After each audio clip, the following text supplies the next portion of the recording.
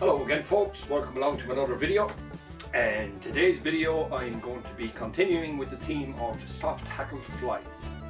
And with that in mind, I have these little birdies here and I'm going to tell you a little bit about them right now. Okay folks, these here are snipe. They're a small migratory wading bird. We get a lot of these come into Ireland during the winter time from the continent. And we also have a small resident population of them. And the feathers on these little birds have been used for a long time to tie soft hackled flies. Now there's a lot of plumage, even though it's quite a small bird, there's quite a lot of plumage on it. And most of the feathers can be used, but the ones that I'm principally interested in are these ones here on top of the wing.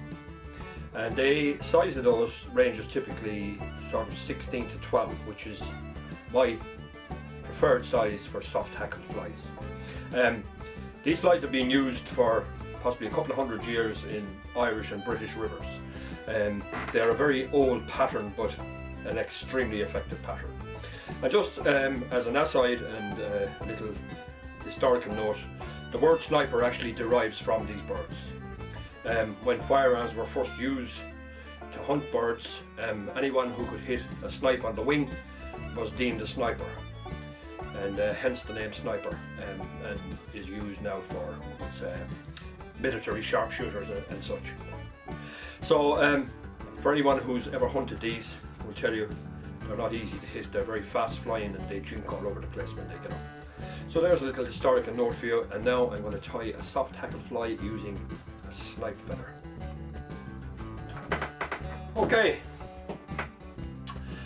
what I have here is I have one of the snipe's wings removed from the body, and as I said, it's the little feathers here on top of the wing that I like to use. So I'm going to pull out some and you can see the size. That's typically what the feather looks like. One thing to mention here about these feathers is that they are very delicate and difficult enough to tie with. They're very easy to break. So be aware of that when you're using these. They need to be treated with kids' gloves.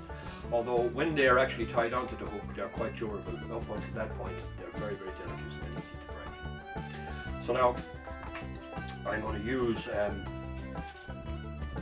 size 14 Camasan B175. This is the size that I would use for the most part, and I'm going to tie a snipe and purple. Now these are not difficult flies to tie, although as I will continue to point out, the feathers are very delicate and that adds a little difficulty, but other than that the principle is very easy. So I'm using purple thread here. It's uni thread in 6/0. Now any purple thread will do. So initially start off short, a couple of turns behind the eye, and we work our way back along the hook shank in touching turns until we're just opposite the point of the hook. And now we just work forward again in touching turns.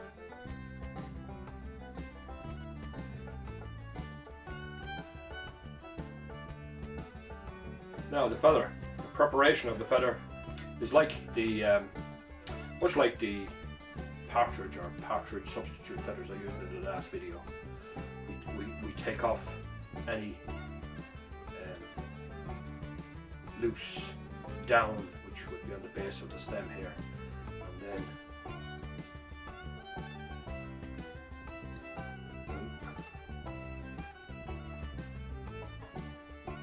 this is what we're looking for. Okay, and that's your tying in point is right there. Now, like I said, we tie that in just there. 2 or 3 tight turns, then the little part to stick it out, we fold that back and we tie that down as well. That will secure the feather. Make sure it doesn't slip while you're tying it. And now that little piece that's sticking out there, we just trim that off.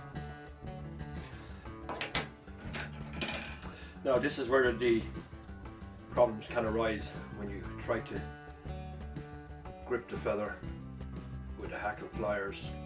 Although you have to maintain a certain level of strain on it in order to wrap it around the hook, you have to be delicate as well, in case if you pull it too hard it will snap.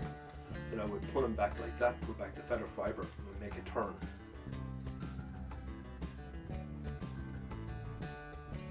And now a second turn, and it slipped on me. Pretty typical when you're using these feathers.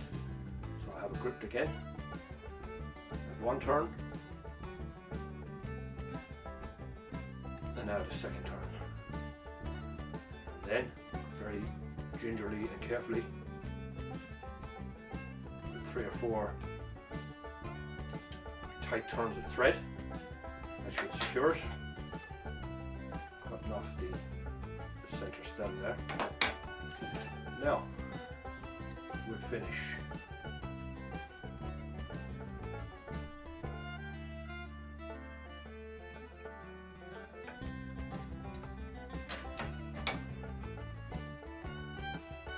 And that's it. Snipe and purple. Absolutely brilliant fly in springtime and into early summer. I've caught a lot of trout on this fly over the years, but there are other people who have caught many more. One man I will mention, who will no doubt see this video at some point. I saw a man by the name Dave O'Donovan, who I recently interviewed as part of my interview with fly fishers, and I saw him on one particular day.